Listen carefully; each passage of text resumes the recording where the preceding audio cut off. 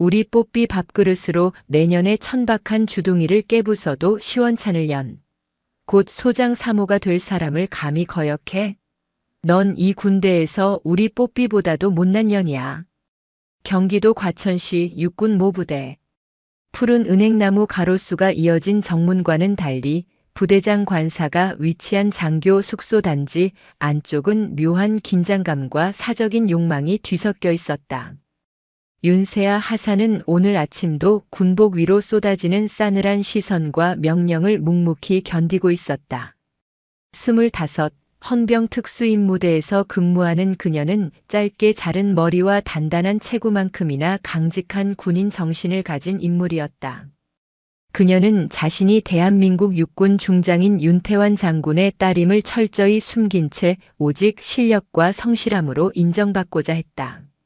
하지만 그녀가 속한 부대의 대령 관사는 그녀의 군인 정신을 갉아먹는 블랙홀과도 같았다. 관사의 주인은 한상훈 대령, 그리고 그의 아내 최수연이었다. 윤 하사, 정신 안 차려? 이것 좀 들고 와. 오늘 오후에 계룡대 사모님들 모임이 있으니 내 옷장에서 저 분홍색 샤넬백도 같이 들고 와야지. 그리고 내 손톱에 묻은 딸기잼 얼룩은 어떻게 지울 건지 보고서 제출했어. 윤 하사는 딱딱하게 굳은 얼굴로 대답했다. 사모님, 그건 제 업무가 아닙니다. 저는 현재 부대 보안 임무를 맡고 있으며 개인적인 심부름을 수행할 수 없습니다. 최수연은 거실 소파에 다리를 꼬고 앉아 입술을 비죽거렸다. 그녀의 옆에는 명품 옷을 입은 듯한 풍성한 털을 가진 갈색 푸들 뽀삐가 금빛 자수가 놓인 방석 위에서 나른하게 하품을 하고 있었다. 어머, 인연이 이제 와서 업무 타령이야? 내가 입고 있는 그 군복, 내 남편 한상훈 대령님 덕분에 입고 있는 줄도 모르고. 내가 너한테 시킨 게 뭐 대단한 거라고. 그냥 내 쇼핑백 좀 들어주고 뽀삐 밥그릇 닦아주라는 게 그렇게 어렵니? 최수연은 남편이 곧 준장 진급이 확정될 것이라는 소문을 방패 삼아 부대 내 모든 사병들을 자신의 사적인 노예처럼 부렸다. 그 중에서도 가장 거역하지 못하고 그러나 가장 성실해 보이는 윤세아가 그녀의 집중 타겟이었다. 며칠 후 최수연의 갑질은 절정에 달했다. 그녀는 윤 하사에게 뽀삐의 생일 파티를 위한 특별 케이크를 구워오라고 지시했다. 윤세아는 정중하지만 단호하게 말했다. 죄송합니다, 사모님. 내일 새벽에 중요 작전 임무가 있습니다. 더 이상 사적인 업무를 할 수 없습니다. 최수연은 자리에서 벌떡 일어났다. 금방이라도 폭발할 듯 달아오른 얼굴이었다. 그녀는 식탁 위에 놓여있던 뽀삐의 전용 식기, 금태를 두른 백자 도자기 밥그릇을 집어들었다. 작전? 내까지 것이 무슨 작전? 내가 곧 소장 사모가 될 사람이야. 소장이 될 남편을 둔 나한테 감히. 넌 우리 뽀삐 똥이나 치울 자격도 없어. 순간 쨍 하는 소리와 함께 윤세아의 뺨으로 뜨거운 분노와 통증이 몰려들었다. 최수연이 밥그릇으로 그녀의 얼굴을 사정없이 후려친 것이다. 윤세아는 이성을 잃지 않기 위해 온몸에 힘을 모아 버텼다. 뺨에서 느껴지는 둔탁한 통증보다 자신의 명예가 짓밟히는 수치심이 더 컸다. 피가 흐르는 뺨을 무시한 채 윤세아는 최수연의 눈을 똑바로 응시했다. 사모님께서는 현재 군인에 대한 폭행 및 모욕을 하셨습니다. 이는 징계 사유를 넘어선 형사처벌 대상입니다. 형사처벌? 하! 웃기지도 않아. 너 같은 하찮은 년이 나를 건드리면 내 남편 한상훈 대령님은 준장 진급을 취소하고 군복을 벗게 될 거라고 협박할 줄 알았어? 착각하지 마. 너 같은 애 하나 치우는 건 우리 라인에게 파리 한 마리 잡는 것보다 쉬워. 최수연은 숨을 헐떡이며 덧붙였다. 내 남편은 곧 준장이 될 거고 그 다음은 소장이야. 내가 왜 내년한테 이런 소리를 하는 줄 알아? 내년 따위는 내 발 아래 있다는 걸 확실히 보여주려고. 윤세아는 고통 속에서도 최수연의 말에 집중했다. 곧 소장 사모라는 단어. 대령에서 준장 진급은 치열하지만 준장에서 소장 진급은 더 어렵고 예측 불가능하다. 그런데 저 여자는 왜 저렇게까지 소장을 확신하는 거지? 그녀는 고통과 분노를 사겼다.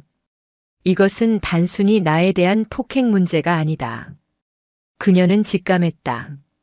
이 오만함의 뒤에는 군 조직을 좀먹는 거대한 비리가 숨어 있을지 모른다고. 윤세아는 피를 닦아내고는 나지막이 말했다. 알겠습니다, 사모님. 명심하겠습니다. 그녀는 자신의 상처를 증거로 남기기로 결정했다. 이것은 더 이상 윤세아 개인의 복수가 아니라 그녀가 목숨처럼 지키고자 했던 군의 명예를 되찾는 전쟁이었다. 윤세아 하사는 뺨의 상처가 아물기도 전에 움직이기 시작했다.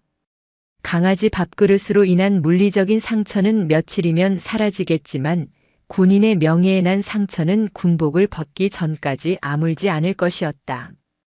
그녀의 복수는 단순히 최수연이라는 민간인에게 형사적 책임을 묻는 것에 있지 않았다. 그녀의 분노는 군 계급을 방패 삼아 공적인 시스템을 사적으로 악용하는 대령 한상훈과 그 배후의 부패에 향했다. 의무실에 들러 치료를 받는 동안에도 그녀의 머릿속은 오직 최수연의 마지막 말에 집중했다. 곧 소장 3호가 될 사람. 한상훈 대령이 준장 진급 심사를 앞두고 있다는 것은 공공연한 비밀이다. 하지만 소장은 다르다. 아무리 라인을 잘 탔다고 해도 소장 진급은 대령이 관여하는 사업의 규모, 전공, 그리고 군의 대외적 명분까지 모두 충족되어야 한다. 그런데 마치 확정된 미래처럼 말하는 저 오만함은 어디서 오는 걸까?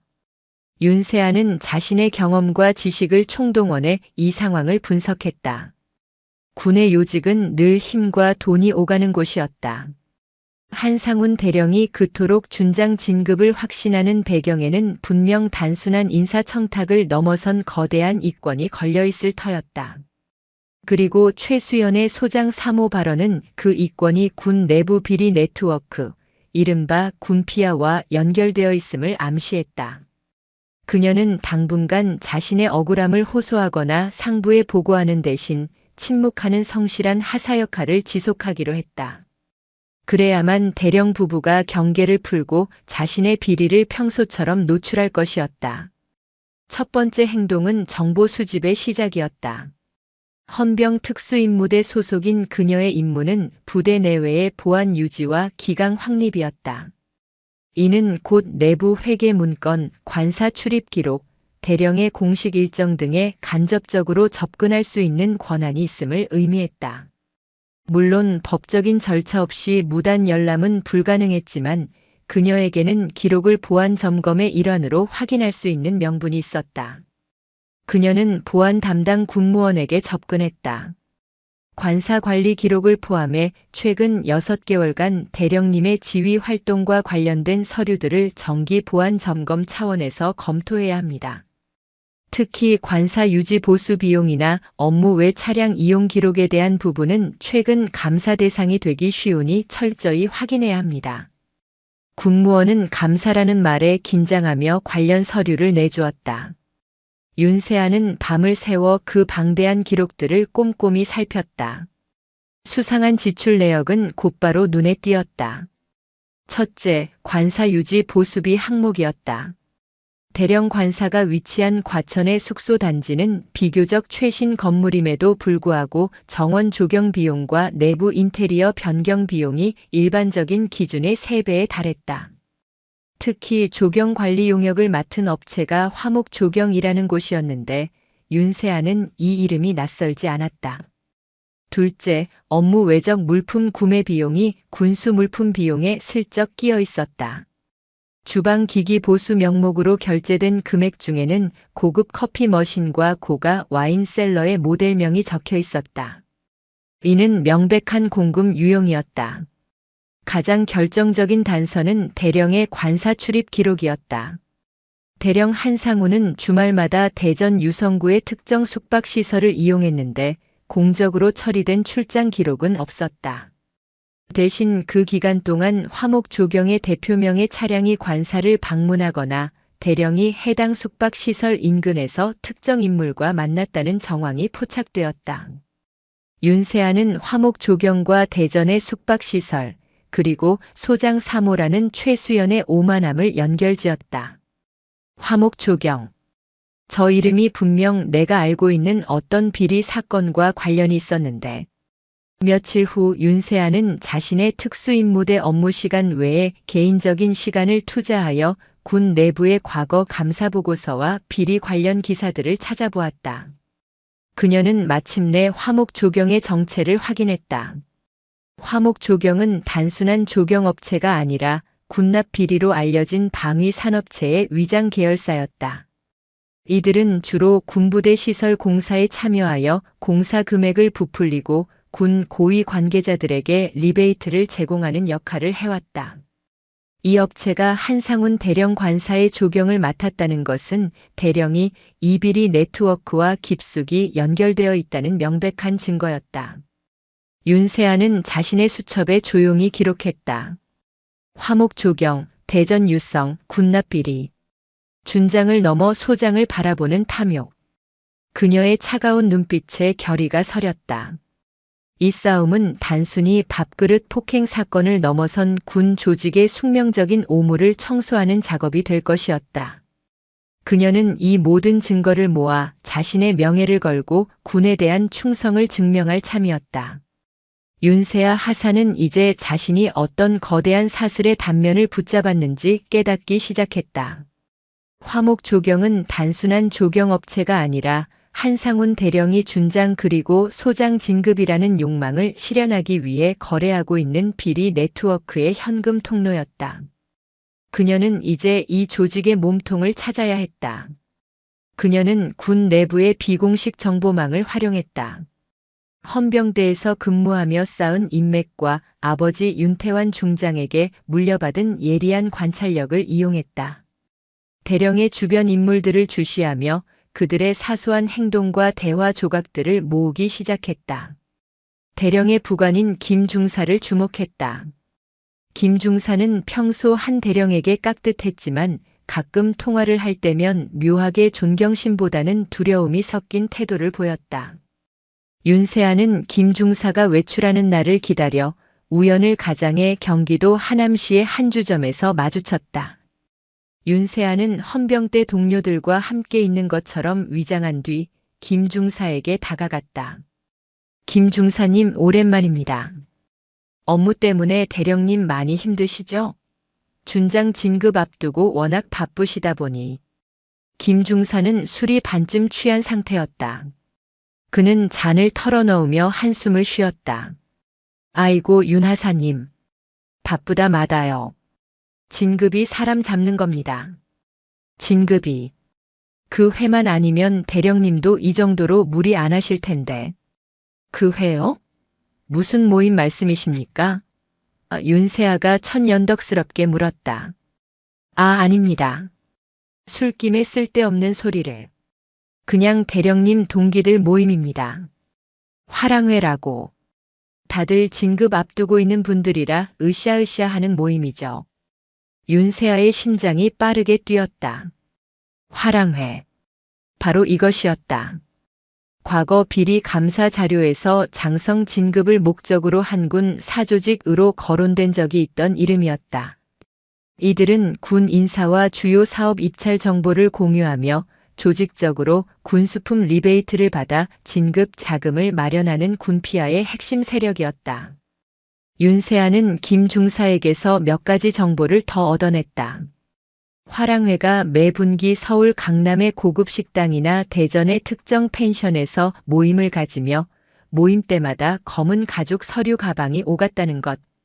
그리고 그 모임에는 방산업체 화목 조경의 실질적인 소유주도 참여했다는 것. 윤세아는 다음 단계로 화랑회와 관련된 대령의 자금 흐름을 추적하기 시작했다. 그녀는 대령 관사 관리 기록 중 업무 외적 물품 구매 비용이 군수 물품 비용에 슬쩍 끼어 있었다는 사실을 기억해냈다. 그녀는 특정 기간 동안 대령 관사에서 사용한 공용법인 카드 내역을 추적했다. 그녀가 발견한 것은 경기도 안양시의 한 고가 와인 판매점에서 정기적으로 거액이 결제된 기록이었다. 결제 명목은 부대 지휘관 접대 물품 구매. 군 부대 지휘관 접대라면 왜 특정 와인점에서만, 그것도 매번 수백만 원씩 결제되는 거지. 윤세아는 이 와인점이 화랑회의 모임 장소 중 하나인 강남의 고급 식당과 연결되어 있음을 찾아냈다. 와인 판매점은 위장 거래를 통해 법인 카드 결제를 받고 실제로는 현금 비자금을 한상훈 대령에게 전달하는 통로 역할을 하고 있었다. 이때쯤 대령 아내 최수연의 오만함은 극에 달했다. 그녀는 밥그릇 폭행 사건이 아무 일 없이 묻히자 윤세아를 다시 호출했다. 윤하사, 내가 얼마나 굴욕적인지 알겠지? 내가 나를 형사처벌하겠다고. 웃겨. 내 남편은 곧 준장이 되고 나는 소장 사모가 될 사람이야. 너 같은 하찮은 년이 감히 건드릴 수 있는 레벨이 아니라고. 사모님, 저는 제 할 일을 했을 뿐입니다. 윤세아는 흔들림 없이 대답했다. 할 일? 내 할 일은 나를 여왕처럼 모시는 거야. 다음 주에 있을 우리 뽀삐의 생일 파티에 참석할 소장님 사모님들 명단 정리해. 그리고 내가 직접 미슐랭 셰프를 섭외해와. 윤세아는 겉으로는 복종하는 척하며 명단을 받아들었다. 명단에는 화랑회와 관련된 고위 장성 부인들의 이름이 가득했다. 이것은 그녀에게 증거와 증인을 확보할 수 있는 절호의 기회가 될 터였다. 윤세아는 뺨의 통증 대신 가슴속에서 차갑게 타오르는 사명감을 느꼈다. 대령 부부의 탐욕은 그들 스스로에게 재앙을 가져올 미끼였다. 그녀는 이제 마지막 결정적인 증거를 잡기 위한 덫을 놓기 시작했다. 윤세아 하사의 치밀한 증거 수집은 한상훈 대령의 진급을 앞둔 초조함을 극대화시켰다. 대령은 알 수 없는 곳에서 새어나오는 정보 유출에 불안감을 느끼기 시작했다. 그는 자신의 라인과 화랑회의 실세들에게 최근 부대 내부에 이상 기류가 감지되니 철저히 보안을 유지하라는 지시를 내렸다. 대령은 자신의 오른팔인 김중사를 통해 윤세아 하사의 일거수일투족을 감시하기 시작했다. 김중사는 대령의 지시에 따라 윤 하사의 컴퓨터 사용 기록, 통화 내역, 심지어 휴가 중 행선지까지 은밀하게 보고했다. 김중사, 윤하사 그 계집에 요즘 이상한 행동 없어? 한 대령이 굳은 얼굴로 물었다. 대령님 이상합니다. 윤하사는 평소보다 더 완벽하게 업무를 처리하고 있습니다. 다만 그녀가 최근 관사 회계 서류와 군납업체 관련 과거 보고서를 필요 이상으로 오랫동안 검토했다는 보고를 받았습니다. 한 대령의 눈빛이 싸늘하게 변했다. 회계 서류와 군납업체. 그 두 가지는 자신이 준장 진급을 위해 은밀하게 진행했던 화랑회의 핵심 사업이었다. 당장 그 계집애에게 징계를 위한 꼬투리를 잡아. 작전 임무 배치도 빼버리고 힘든 일만 시켜서 관두게 만들어. 진급 심사 직전에 부대 내 하급자가 소란을 피우는 건 절대 용납할 수 없어. 대령의 압박은 즉시 실행되었다. 윤세아 하사에게는 휴가와 외출이 금지되었고 갑자기 헌병특임대의 핵심 임무가 아닌 부대 내 노후 시설물 관리와 같은 잡무가 주어졌다. 동료 하사들 사이에서도 윤 하사가 대령 사모님에게 찍혔다는 소문이 돌기 시작하며 그녀는 점차 고립되었다. 하지만 윤세아는 이 고립을 역이용했다. 잡무를 처리하며 부대 구석구석을 돌아다닐 수 있게 되었고 그녀는 이 기회를 이용해 대령의 은밀한 금고가 숨겨져 있을 법한 장소들을 탐색했다. 마침내 그녀는 대령 집무실 옆에 있는 사용하지 않는 작은 창고에서 수상한 낌새를 포착했다. 창고 바닥재 밑에 미세한 틈이 있었던 것이다. 나를 잡아 그녀는 보안 점검을 핑계로 창고에 접근했다. 숨겨진 공간을 열자 그 안에는 금고 대신 낡은 캐비닛 하나가 있었다. 캐비닛 안에는 금품 대신 다량의 서류가 들어있었다. 그 서류들은 윤세아가 그동안 찾아 헤매던 결정적인 증거들이었다. 1. 화랑회 회원 명단 및 회비 납부 기록 중장급 2명, 소장급 4명, 준장급 5명 등 고위 장성들의 실명이 포함되어 있었다. 대령 한상우는 가장 큰 액수의 회비를 납부한 회원이었다. A. 무기 도입 리베이트 계약서 사본 화목 조경을 통한 리베이트 금액과 그 돈이 화랑회 회원들에게 어떻게 분배될지 상세히 적혀 있었다. 이 서류에는 한상훈 대령의 친필 서명과 함께 소장 진급 확정 시 리베이트 추가 지급이라는 조항이 명시되어 있었다. 대령 아내가 소장 사모를 확신했던 이유가 바로 여기에 있었다. 3. 대령 아내의 개인 비위 기록 최수연이 관사 물품을 개인적으로 유용하거나 하급자들에게 받은 뇌물성 선물을 기록한 수첩. 윤세아는 떨리는 손으로 이 모든 증거를 고해상도 카메라로 완벽하게 기록했다. 하지만 서류가 너무 방대했기에 이 방대한 원본 서류를 안전하게 빼내는 것은 불가능했다. 그녀가 증거 수집을 완료하는 바로 그 순간 창고 문이 쿵 하고 열렸다. 윤세아 하사. 내년 여기서 뭘 하는 거야? 한상훈 대령이었다. 김 중사의 보고를 받고 직접 달려온 것이다. 그의 얼굴은 분노와 공포로 일그러져 있었다. 그는 윤세아의 손에 들린 카메라를 발견하고 미친 듯이 달려들었다. 감히 내 진급을 망치려 해? 내년 아버지라도 와서 막지 못할 거다. 윤세아는 대령을 힘껏 밀쳐내고 출구로 뛰쳐나갔다. 그러나 부대장 관사 외부에는 이미 대령 측에서 보낸 듯한 사병들이 그녀를 막고 있었다. 윤세아는 자신이 궁지에 몰렸음을 깨달았다. 이대로 잡히면 모든 증거는 파괴되고 자신은 군 형법상 최고 수준의 처벌을 받을 터였다. 그녀는 마지막 남은 힘을 짜내 주머니 속에 위성통신망이 연결된 특수 휴대전화를 꺼냈다. 이 전화는 그녀가 아버지 윤태환 중장의 딸임을 증명하는 유일한 물건이자 위급 상황 시에만 사용하도록 맹세했던 마지막 보루였다. 한 대령이 그녀의 머리채를 잡으려는 순간 윤세아는 짧고 단호한 음성 메시지를 남겼다. 아버지, 저 세아입니다. 모든 증거 확보했습니다. 비상코드는 B. 지금 바로 도움을 요청합니다. 과천 관사입니다. 메시지를 전송한 후 한 대령에게 휴대폰을 빼앗겼다. 대령은 휴대폰을 바닥에 던져 박살냈다. 이제 끝이야. 내년의 모든 것을 여기서 끝내주겠다. 윤세아는 쓰러졌지만 눈빛만은 살아있었다. 그녀는 알았다. 자신이 심은 불꽃이 이제 거대한 불길이 되어 곧 군 조직 전체를 태울 것이라는 것을. 그녀는 아버지의 결단과 군의 정의가 이 상황을 어떻게 심판할지 믿고 기다릴 뿐이었다. 서울 용산구 국방부 청사. 육군 중장 윤태환은 그날 저녁 긴급 군사회의를 주재하고 있었다. 그는 엄격하고 공정한 지휘 스타일로 군내에서 두터운 신망을 받는 인물이었으나 딸 윤세아의 존재를 공직에서 언급한 적은 한 번도 없었다.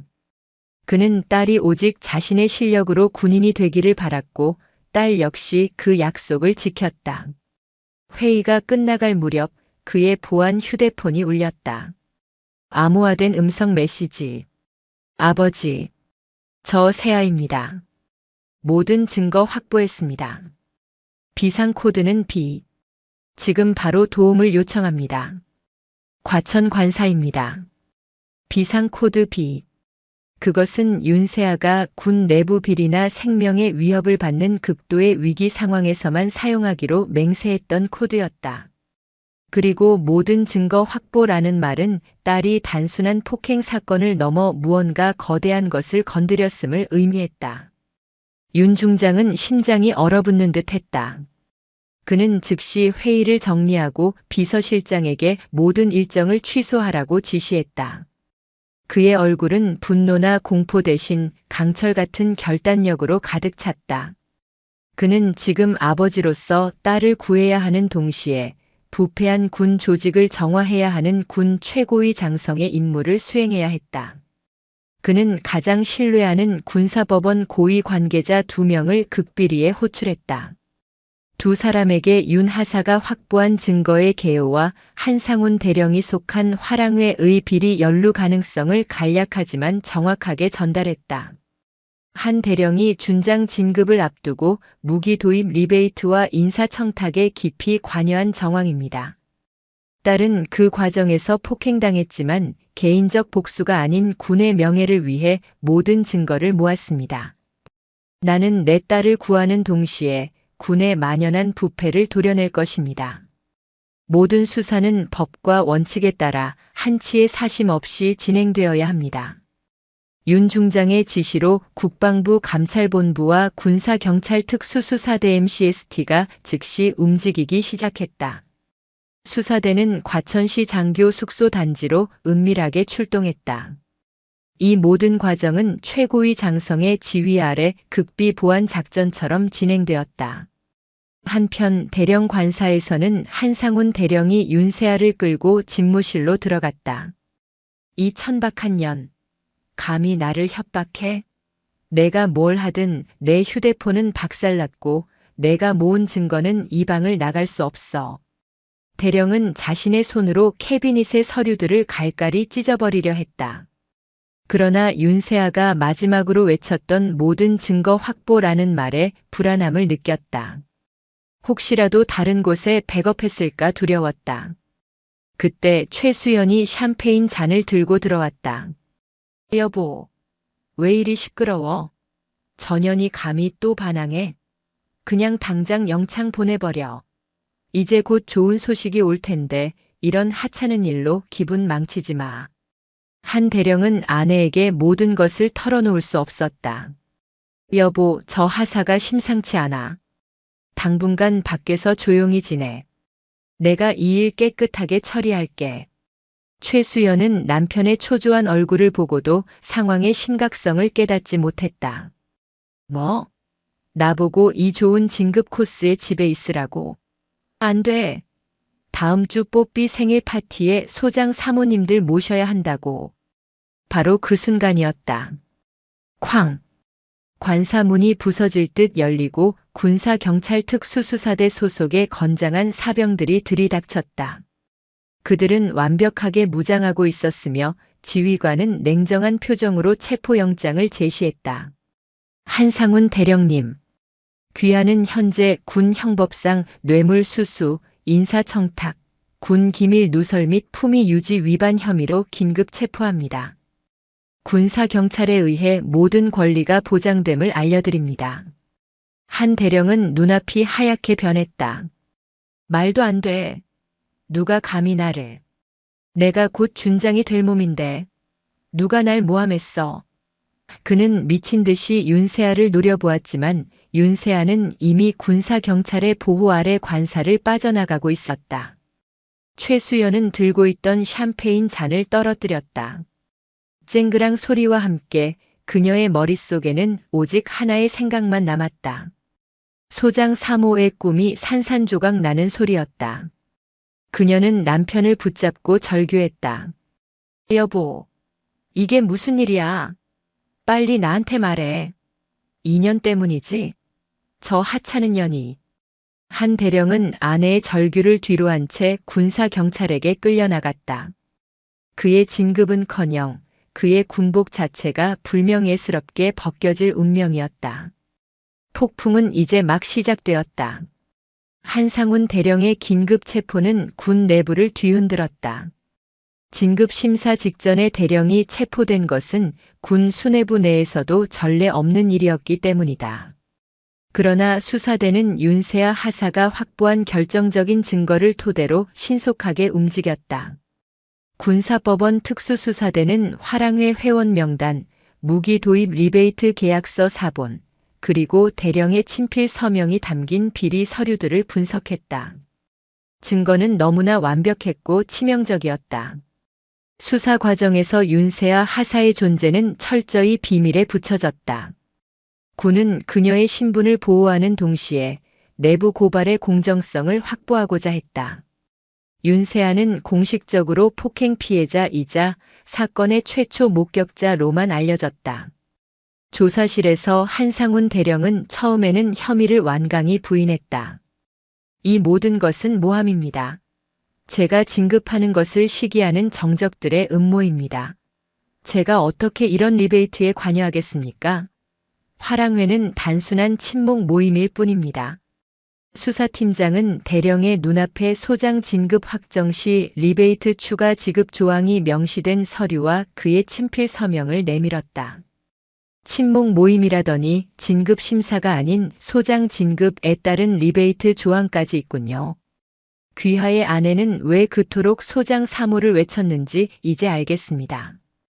군의 명예를 리베이트로 거래한 것에 대해 할 말이 있습니까? 대령의 얼굴은 핏기 하나 없이 질렸다. 그는 오랫동안 묵인해온 비리의 사슬이 자신의 목을 조르고 있음을 깨달았다. 그는 결국 모든 혐의를 인정했다. 한편 최수연은 남편이 체포되자마자 강아지 밥그릇 폭행 사건을 무마하려 안간힘을 썼다. 그녀는 윤세아 하사에게 거액의 합의금을 제시하며 협박과 회유를 동시에 진행했다. 윤 하사, 내가 이 돈을 받고 입 다물면 너는 명예롭게 군 생활을 마칠 수 있어. 안 그러면 너도 이 군대에서 영원히 매장될 거야. 내 주제를 알아야지. 윤세아는 군사법원에서 최수연을 마주했다. 최수연은 여전히 오만했고 자신의 잘못을 인정하지 않았다. 사모님께서는 저를 강아지 밥그릇으로 폭행하셨고 뽀삐보다 못난 년이라고 모욕하셨습니다. 폭행에 대한 사과와 반성 대신 다시 협박과 모욕을 하셨군요. 저는 사모님의 돈이 아니라 법적 심판을 원합니다. 윤세아는 침착하게 자신이 당한 폭행의 정도, 최수연의 지속적인 갑질과 사적 노예화, 그리고 그 과정에서 느꼈던 군인으로서의 모욕감을 증언했다. 그녀의 증언은 감정에 호소하는 대신 오직 사실과 군율에 기반하여 진행되었다. 이 진술 과정에서 최수연은 자신의 남편이 소장 진급을 위한 비리 자금 때문에 자신에게 엄청난 돈을 안겨줄 것이라고 믿었으며 윤 하사를 자신의 미래 권력에 대한 위협으로 간주했다는 사실이 밝혀졌다. 그녀의 오만함과 허영심이 바로 이 사건의 발단이었음이 명확히 드러났다.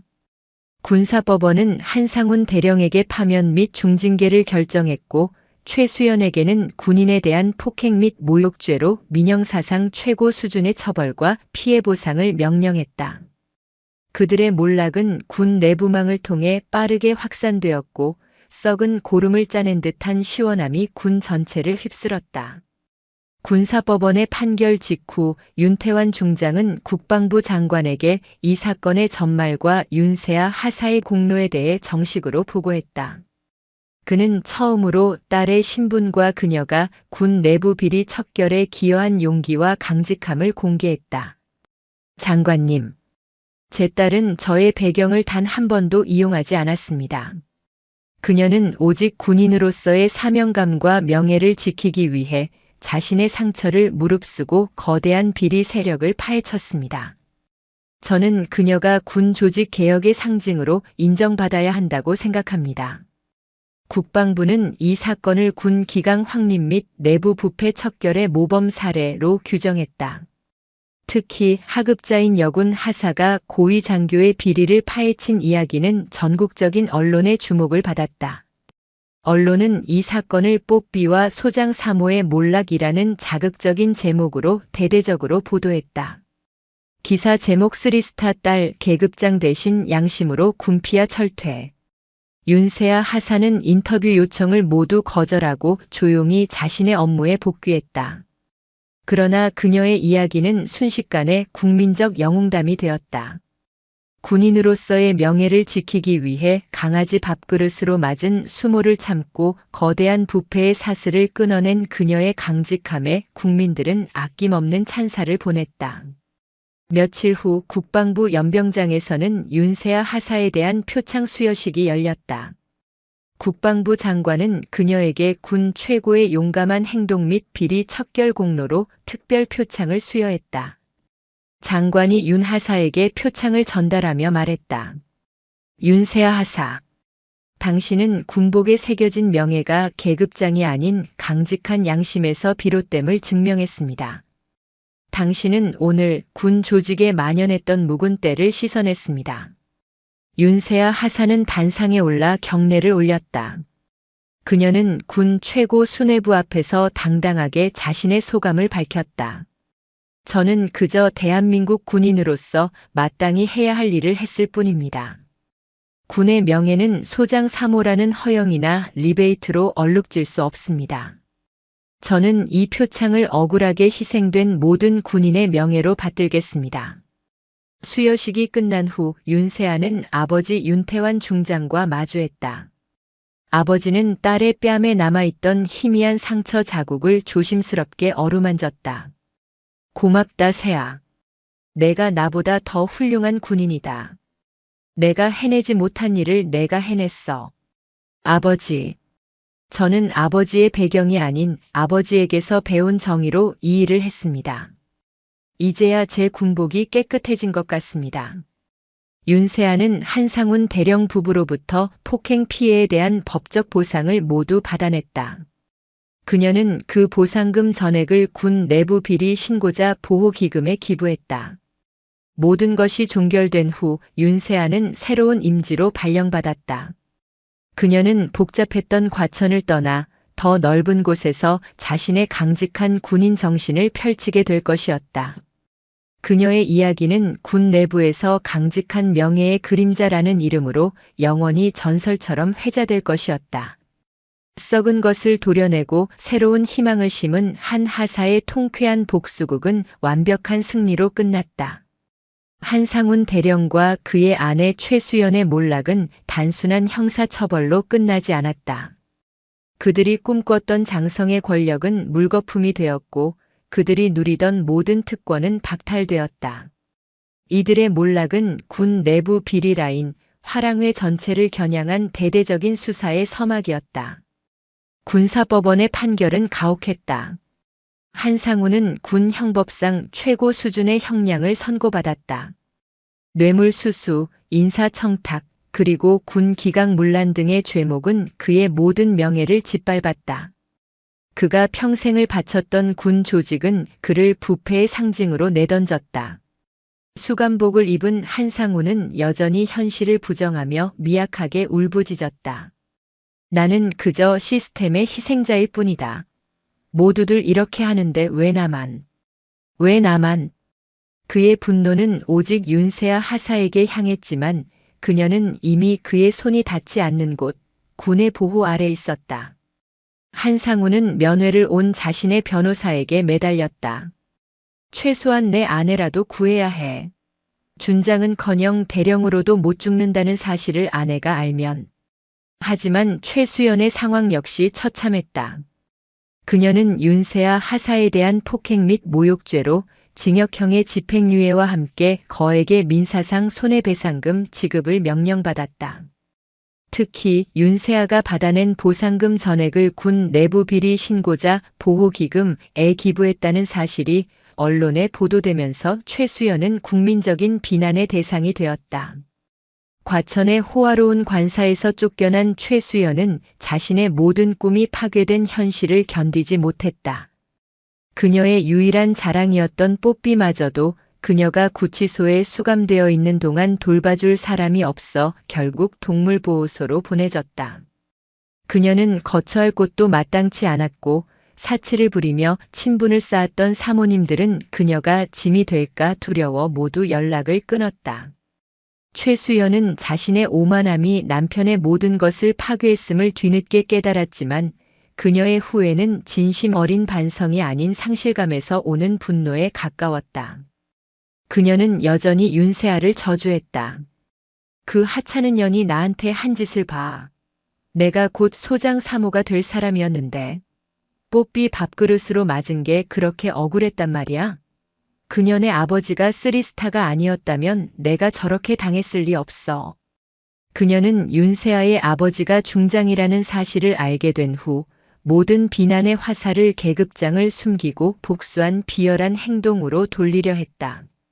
하지만 이미 사건의 핵심은 군 내부 비리 척결이었고 윤 하사가 자신의 배경을 이용하지 않고 오직 증거로 승리했다는 사실은 명확했다. 그녀의 발버둥은 사회적 조롱거리만 될 뿐이었다. 최수연은 결국 경기도 광주시의 허름한 전셋집으로 거처를 옮겼다. 그녀가 한때 뽀삐의 생일 파티를 위해 셰프를 섭외하려 했던 호화로운 삶은 사라졌다. 이제 그녀의 하루는 민사소송 독촉장과 세상의 냉대로 채워졌다. 몰락한 왕좌의 비참한 최후는 독자들에게 인과응보의 통쾌함을 극대화시켜 주었다. 한때 그녀가 멸시했던 뽀삐 밥그릇보다 못한 신세로 전락한 것이다. 한상훈 대령의 체포는 단순히 한 개인의 몰락이 아니었다. 윤세아 하사가 확보한 결정적인 증거는 군 내부의 오랜 적폐였던 비공식 사조직 화랑회의 실체를 완벽하게 드러내는 나침반이 되었다. 군사경찰특수수사대는 화랑회 회원 명단에 포함된 고위 장성들을 대상으로 대대적인 수사에 착수했다. 특히 리베이트 계약서 사본과 비자금 흐름을 통해 소장, 준장 등 다수의 장성들이 무기 도입 사업과 인사청탁에 연루되었음이 밝혀졌다. 경기도 평택시에 위치한 군수품 보급부대에서도 대규모 압수수색이 진행되었다. 이 과정에서 화랑회가 특정 방산업체와 결탁하여 군납품 가격을 부풀리고 그 차액을 진급 자금으로 유용했다는 사실이 명확하게 드러났다.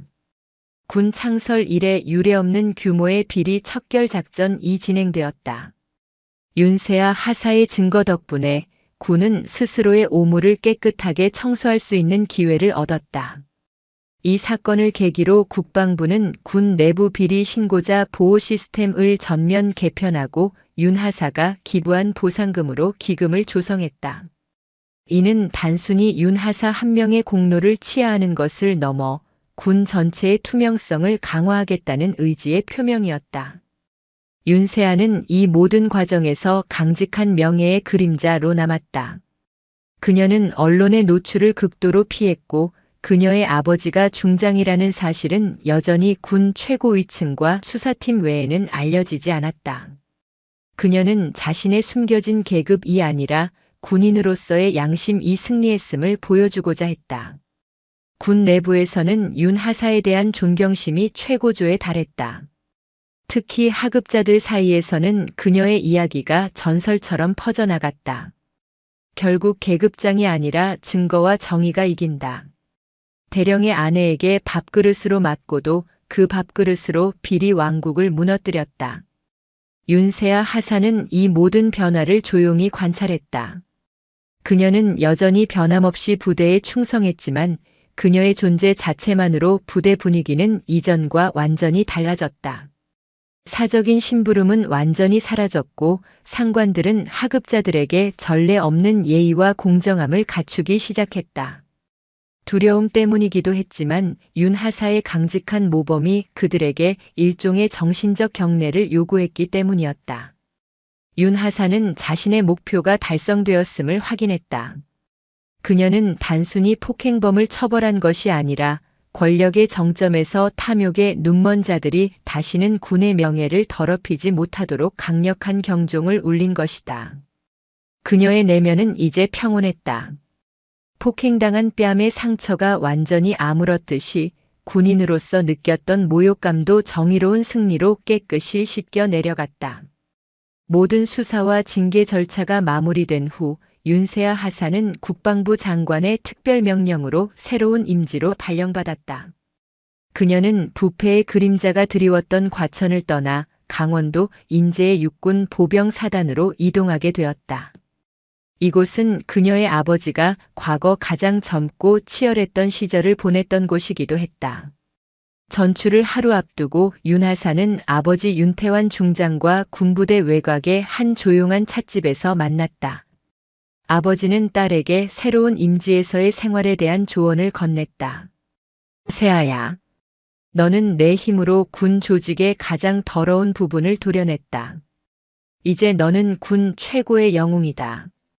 그러나 너의 앞길에는 여전히 내 배경을 의심하거나 혹은 내 공로를 질투하는 시선이 있을 것이다. 윤세아는 미소 지으며 대답했다. 아버지, 저는 이미 그들의 시선에 굴복하지 않는 법을 배웠습니다. 제가 쓰리스타의 딸이라는 것을 아는 사람은 아버지와 저, 그리고 군 수뇌부 몇 명뿐입니다. 새로운 부대에서도 저는 윤세아 하사로 오직 실력과 강직함으로 평가받겠습니다. 윤 중장은 딸의 굳은 의지에 고개를 끄덕였다. 그래. 이제 너의 군복은 더욱 무거워졌다. 내가 짊어진 명예는 개인의 승리를 넘어섰다. 윤 하사는 아버지와 헤어진 후 새로운 임지로 향하는 기차에 몸을 실었다. 창밖으로 빠르게 지나가는 풍경처럼 그녀의 과거는 이미 역사가 되었다. 최종적인 사이다 결말. 1. 가해자들의 최후 한상훈 대령은 교도소 수감 후 파면 처리되어 모든 연금 및 명예를 박탈당했다. 그의 이름은 군 역사의 부패한 장교의 오명으로 기록되었다. 최수연은 사회적 고립 속에서 쓸쓸하게 하루하루를 보냈으며 그녀가 그토록 외치던 소장 3호라는 허영은 영원히 그녀를 따라다니는 조롱거리가 되었다. 피해자의 완벽한 보상 윤세아 하사는 폭행에 대한 법적 보상과 더불어 군 최고의 명예표창을 받았다. 그녀의 이야기는 군 내부의 정신교육교재에 실려 모든 장병들에게 정의와 용기의 상징으로 전파되었다. 그녀의 승리는 계급이 아닌 양심이 이긴다는 명징한 메시지를 남겼다. 3. 조직의 변화 화랑회가 해체된 후 군은 인사 및 무기 도입 시스템의 투명성을 대폭 강화했다. 윤 하사의 용기 있는 행동은 침묵하던 많은 군인들에게 내부 고발의 용기를 심어주었고 군 조직은 더욱 건강하고 강직한 방향으로 나아가기 시작했다. 윤세아 하사는 인제의 새로운 부대에 도착했다. 그녀는 짧은 머리를 단정하게 다듬고 헌병 특임대원으로서의 임무를 수행하기 위해 힘차게 발을 내디뎠다. 그녀의 군복 위에는 어떠한 계급장의 그림자도 드리워지지 않았다. 오직 강직한 군인의 명예만이 빛나고 있었다. 그녀는 문득 자신의 뺨을 스쳤던 개밥 그릇의 차가운 감촉을 떠올렸다. 하지만 이제 그것은 아픈 기억이 아니었다. 그것은 탐욕의 사슬을 끊어낸 정의의 메달이었다.